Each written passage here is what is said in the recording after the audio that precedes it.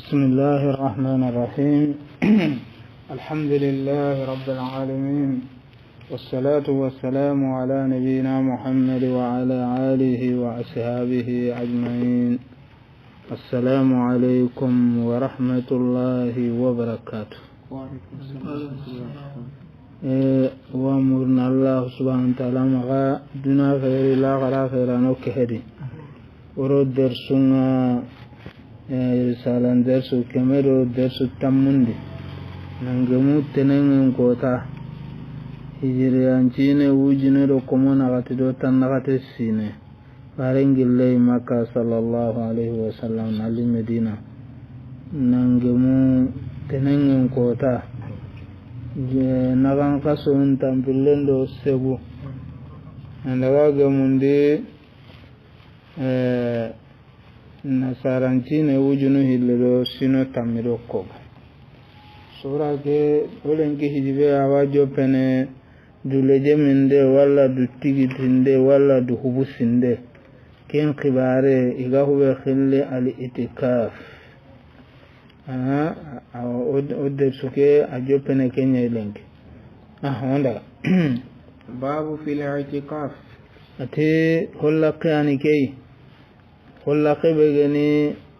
haqqilum pollaqin haqqilum galora kitana fil i'tikafi duleje minde inqibarendi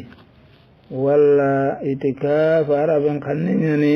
kangana ko sonin kan kannende beso atunu nan tawren meni nan cebeti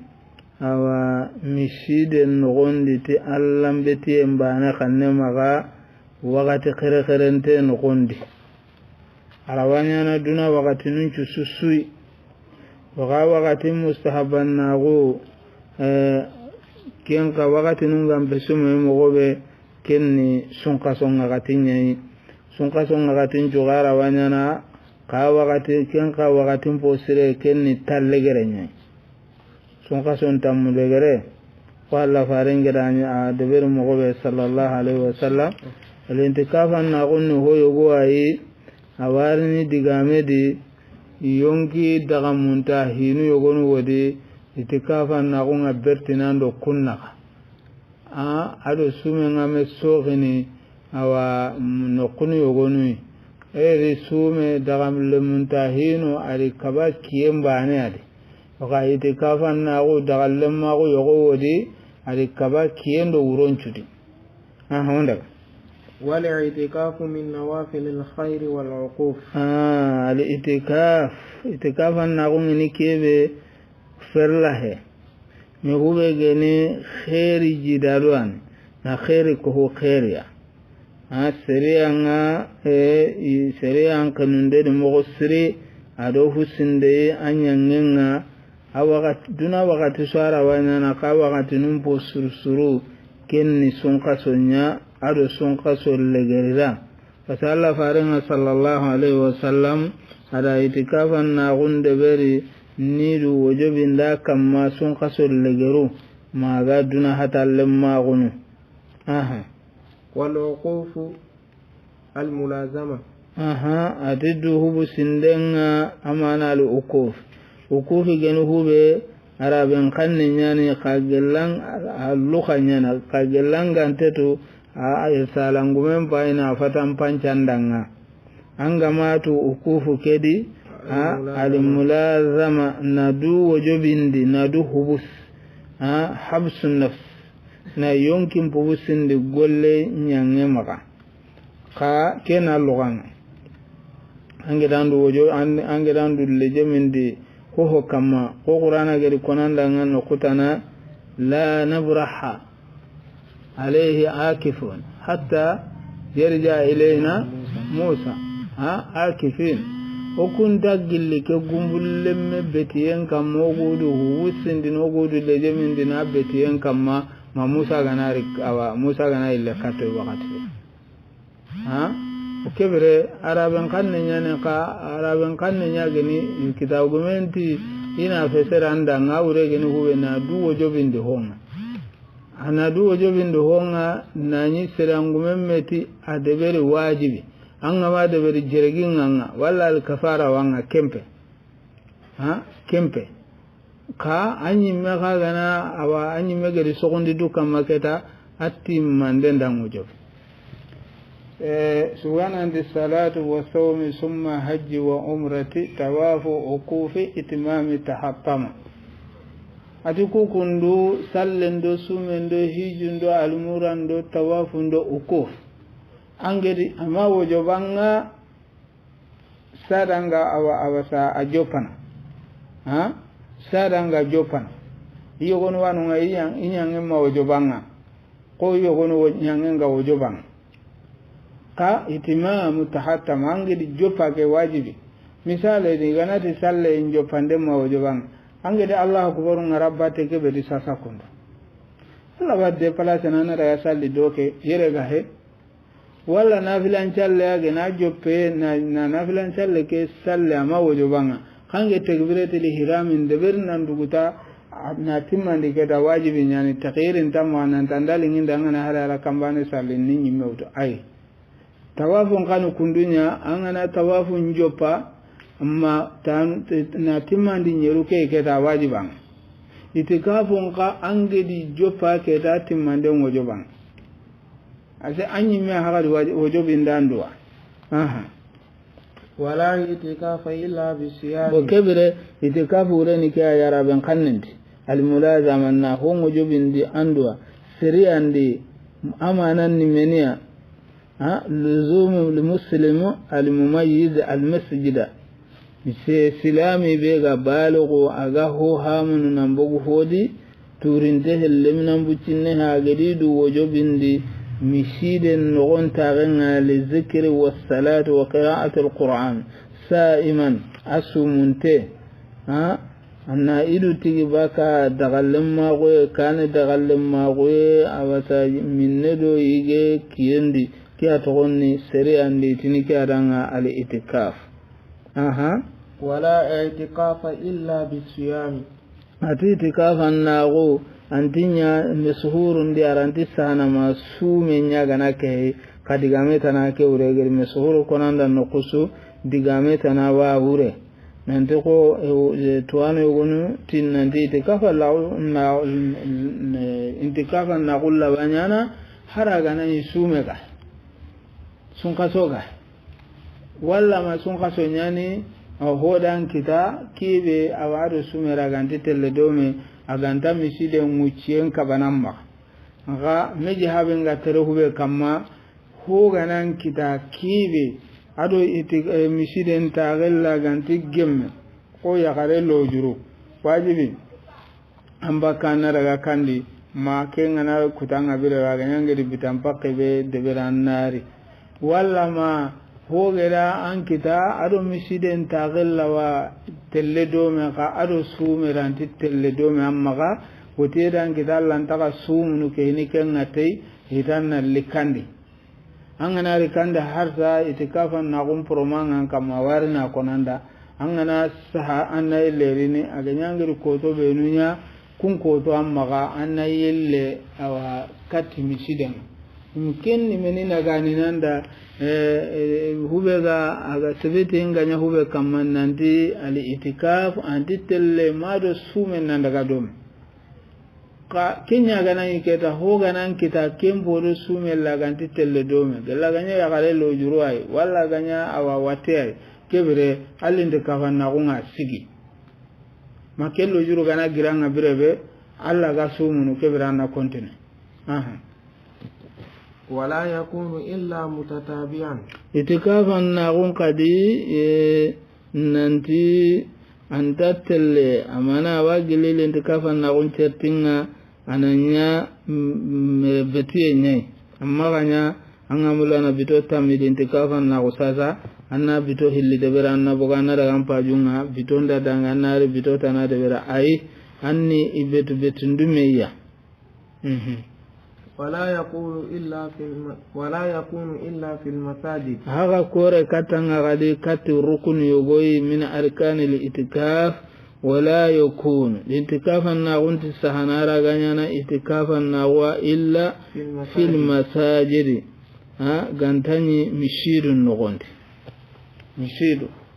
anti telle kadi anti telle mangasade anti telle sagadi anti telle ngelangeni ho kompolle megan kandi anga khilwa nyana ken nogondi idi kaba na onti telle kende atelle nya mishidu nyadi sujudu dingiranunga Allah subhanahu wa ta'ala ti idi awa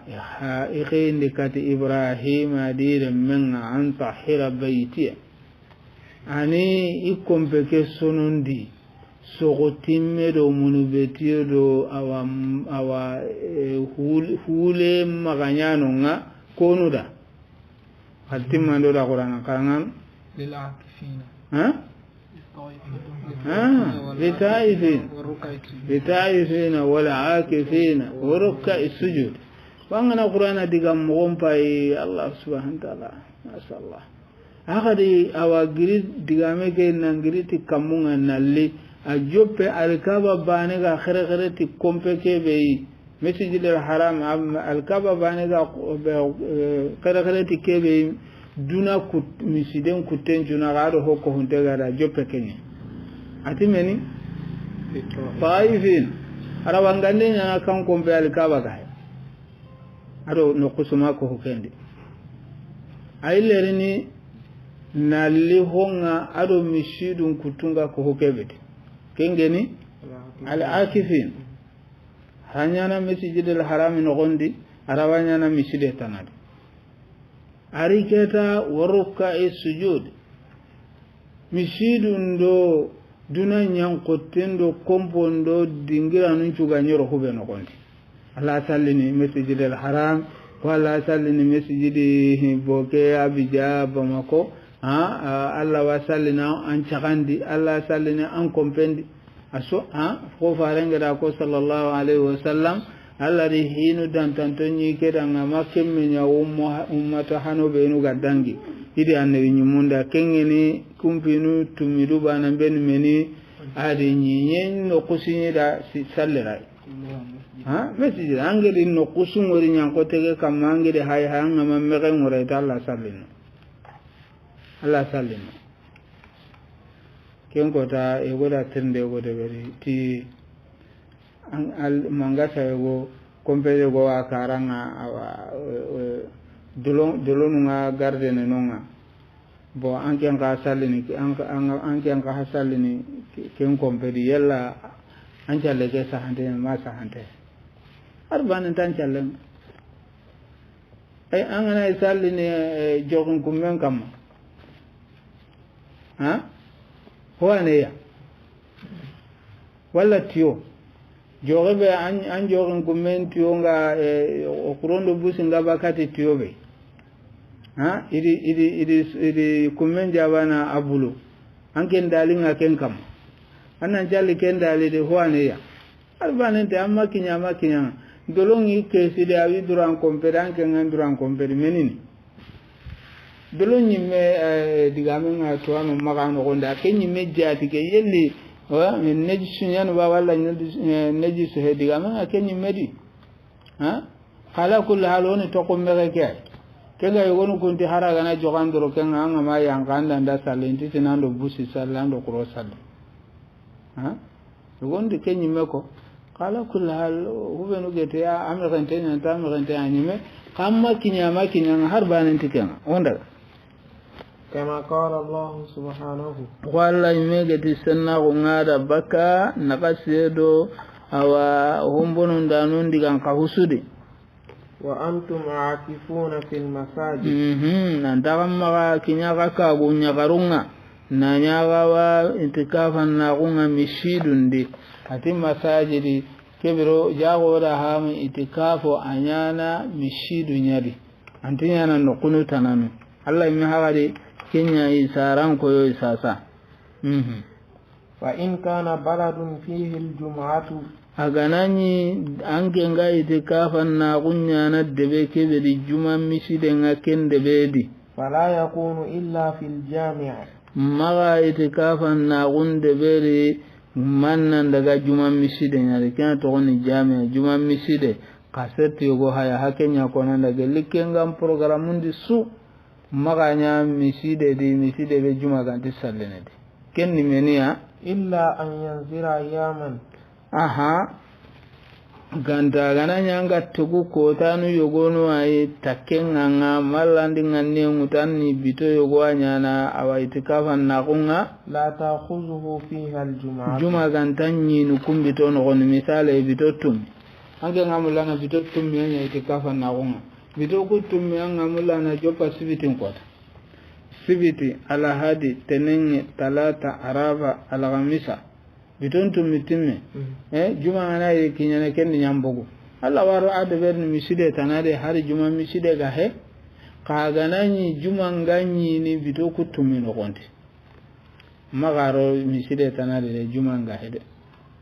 beiri ampaye ya angana daga ro miside tanade juma miside ga he juma nganari nanyi tikafa na kunga miside tanade wajibi nyana nan daga juma ke salli anka ana bugu nan daga juma ke salla alin tikafa na kunga bono abono ampa problem ki ana do wa aqallu ma huwa ahabbu ilayna min al-i'tiqaf ati wa aqallu ma hurgunane be huwa kim porgonane ahabbu kingan kanunta wala agallingunta ilayna katim maliki majhaban agiti ilayna ira kunando awa majhabil maliki kunga tereki lebe kama min al-i'tikaf galli itikafan na gungucenga ahodati depe 10 ayyam bitotam ahotimante kaso yo itike andaki nya kaso nandangi kenka ya ita itike kanya hokoninten ahoroge angana tego bito hilli bito sikki sabas ka ho sirsire ngen koni ahoroge nanya bito tam ahoroge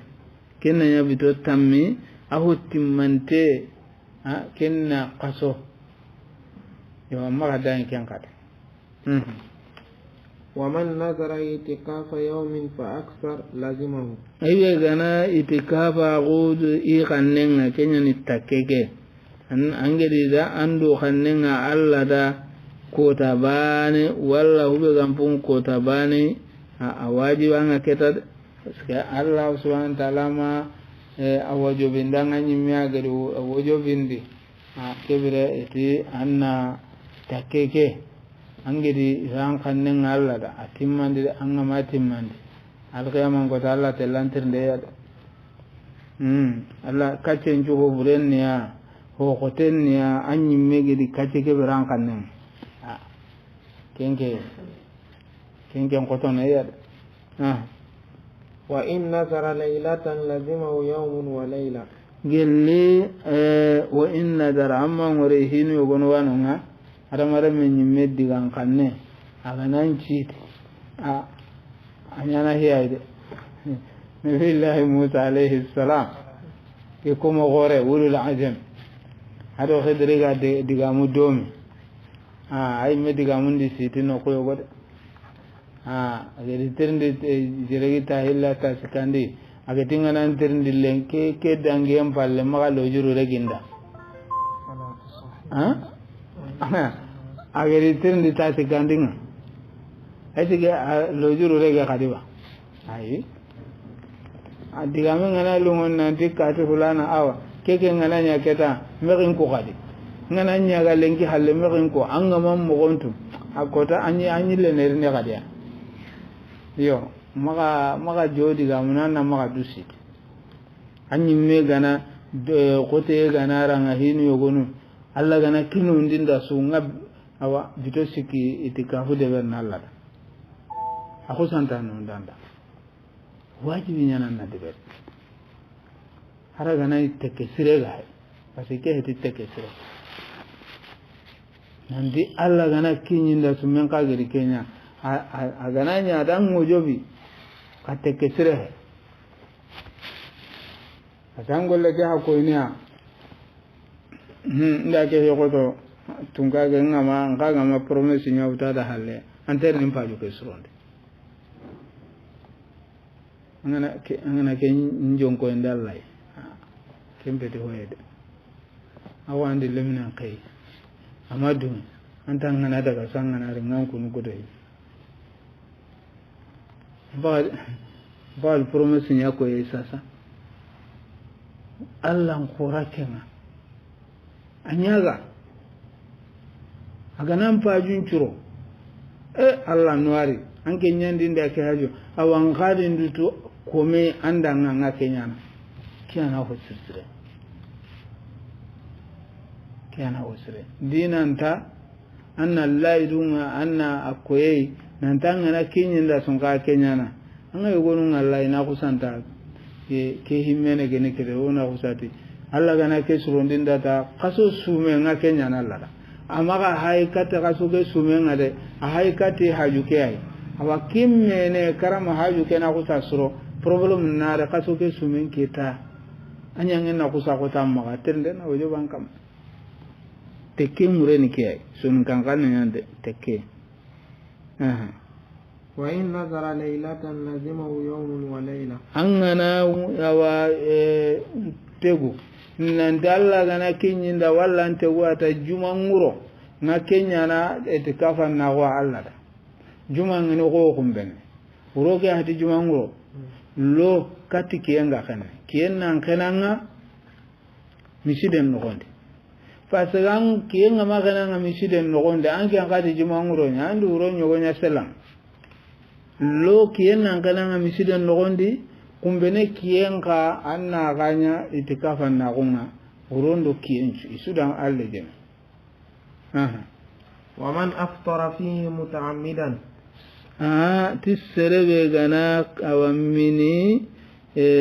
itikafa na gunno gondi lojuru he na amma mungu falyabda itikafu وليبتدي itikafuhu allin takafan na oke anna wutuhum ke abono وكذلك من جمع فيه ليلا أو نهارا ناسيا أو متعمدا سربغا يغوبا وايتكافا ناغونغا ولا يغربا وايتكافا ناغونغا ددوتونا كبلما غنيا كي ikapallemanga uronya gani wala kiyenya gani pasi itikafa nagonke sakallemma gungurumanda kimanjwa harami ko hijummo ido sun kaso ndime soge yoka ide ga gana itikafa nagonya sun kaso nyadi anke ndo sumanun kutunti ban